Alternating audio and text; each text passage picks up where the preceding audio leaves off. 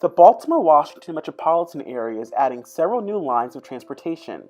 These new lines include the Silver Line, the Baltimore Red Line, the Purple Line, and the H Street streetcar. While these new lines will expand transportation for the citizens in the area, it is important to have a solid understanding of who these lines will affect and how these citizens feel about these incoming transportation lines. The objectives of our project are to determine the demographics of the surrounding areas that will be affected by the new transportation lines in the Baltimore Washington Metropolitan area, and to analyze how people are discussing these proposed lines through Twitter. Our process is to obtain information about the 4 new transportation lines that are planned for or currently being built in the Baltimore Washington Metropolitan area. Gather census block group information of blocks surrounding each line. Block group information will be gathered in an 8-mile radius of each line. However, for analyzing purposes, we will concentrate on the half-mile buffer of each line. An 8-mile radius will be gathered to ensure the researchers have a broad understanding of the surrounding area. Create thematic maps for each line that will show race, income, and number of cars in each household. With the help of Eli Knapp, gather Twitter data based on the 4 transit lines. Create word clouds based on what people discuss on Twitter associated with each line. And lastly, create heat maps to indicate where discussions are being generated on Twitter. So sit back and enjoy the video produced and directed by Chelsea Miller, Ryan Rattani, and myself, Matthew Jones. The Purple Line is a proposed transit line that extends 16 miles through Prince George's County to Montgomery County, Maryland. The Purple Line will serve as a connector to the activity centers of Bethesda, Silver Spring, Tacoma Langley Park, College Park, and New Carrollton. This connector will have 21 stations, increasing the mobility of the residents in that area to retail and employment corridors. About 114,500 people live within a half-mile radius of the proposed Purple Line corridor.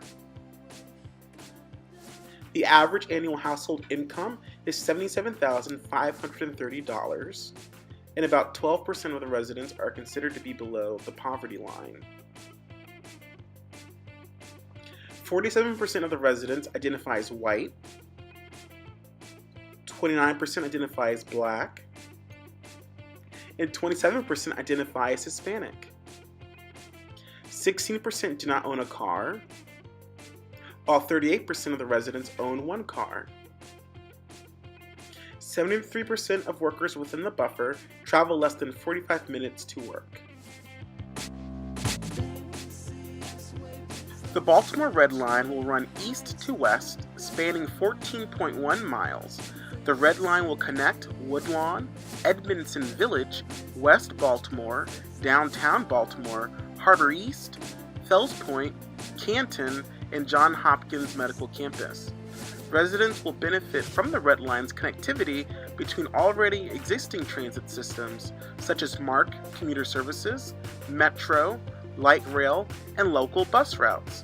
The Red Line is projected to be completed in 2022. About 140,000 people live within a half-mile radius of the proposed Red Line corridor. The average annual household income is $46,854, and about 21% of the residents are considered to be below the poverty line. 36% of the residents identify as white, while 57% of the residents identify as black. 23% of the residents do not own a car, while 30% of the residents own 1 car. 79% of workers residing within the buffer travel less than 45 minutes to work. DC streetcars were last seen over 50 years ago. However, the streetcars will soon make their return to downtown DC. In 2014, roadway construction will be complete, allowing the return for the district streetcars. Plans have begun to add additional lines throughout the downtown area. The new DC streetcars will allow district residents, workers, and visitors more transit options between neighborhoods where transit is not readily available.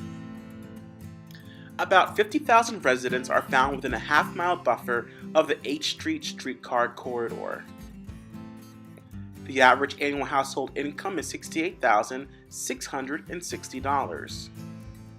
And about 60% of the residents are considered to be below the poverty line.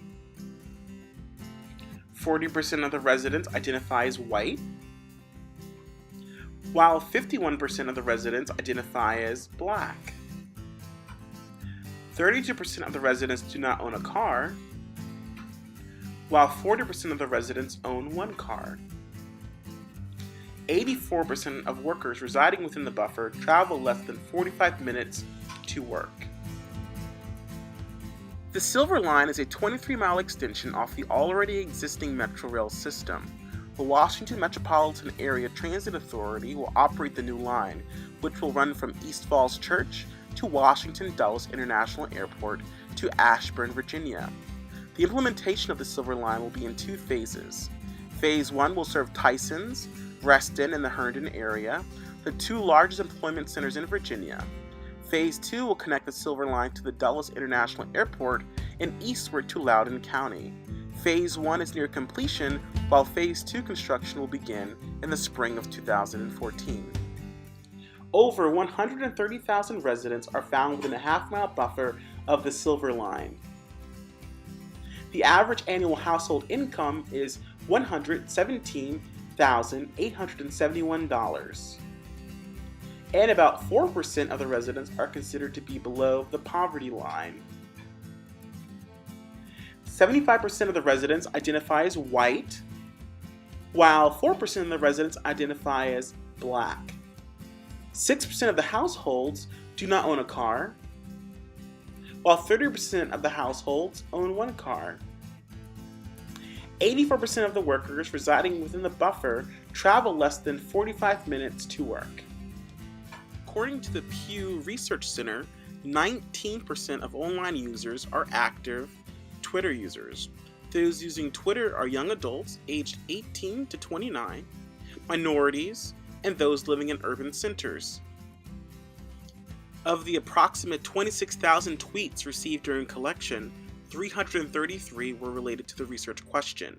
42 of the tweets were related to the H Street streetcar, 130 were related to the Purple Line, while 490 were related to the Silver Line, and only 3 were related to the Baltimore Red Line. This map highlights the individual tweets. As you can see, they are concentrated in the DC metropolitan area. This map shows that people are tweeting about these transit lines from around the nation. Please note, while their Twitter profile may say they are from a location outside of the DC metro area, they may well in fact be right down the street from the university. When examining the Silver Line word cloud, larger words were commonly used in tweets, for example parking and delay. During the collection of the tweets, there was an article in the Washington Post about the Silver Line not having dedicated parking lots. Delay is a larger word because the Silver Line Phase 1 opening has been delayed due to testing and safety.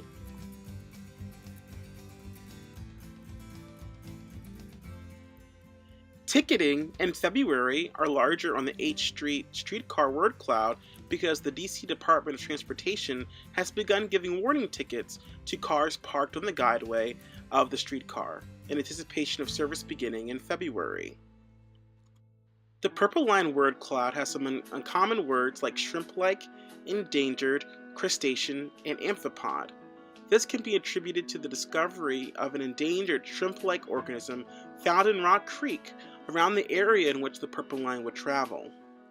In our conclusion, researchers determined each line affects very different communities.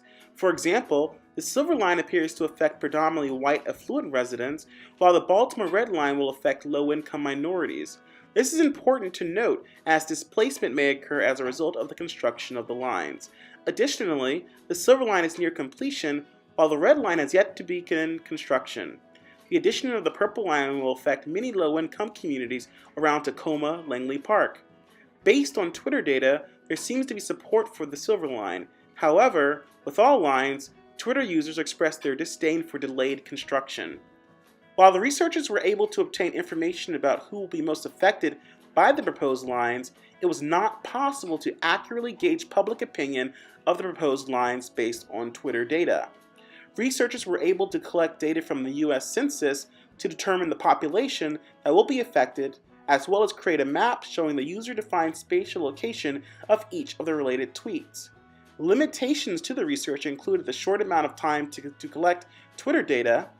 Of the 335 related tweets, only 9 had coordinates associated with the tweets, making it impossible to create a heat map of Twitter activity. It is also important to note that Twitter users are generally younger, eliminating a large portion of the population and their opinions of the proposed lines. And an unexpected result from this research was the large collection of tweets regarding the DC red line.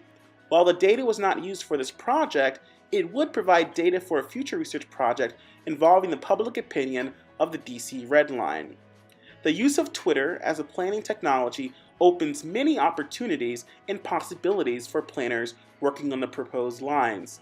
Residents who are resistant to change and have concern about who will be affected during the construction of these lines can take to Twitter to voice their opinions about the lines. Planners can therefore have a line of communication between the public's opinion and concerns and use them as part of the planning process. Planners can also take to Twitter to give the public accurate information about the proposed lines. Many tweets regarding the Silver Line were reporting false information or were asking for additional information. In conclusion, the use of Twitter as a planning technology has proven to be an effective method of gathering information on public opinion. Should the research have a larger allotment of time in the future to further collect data, mapping Twitter activity by density would be possible.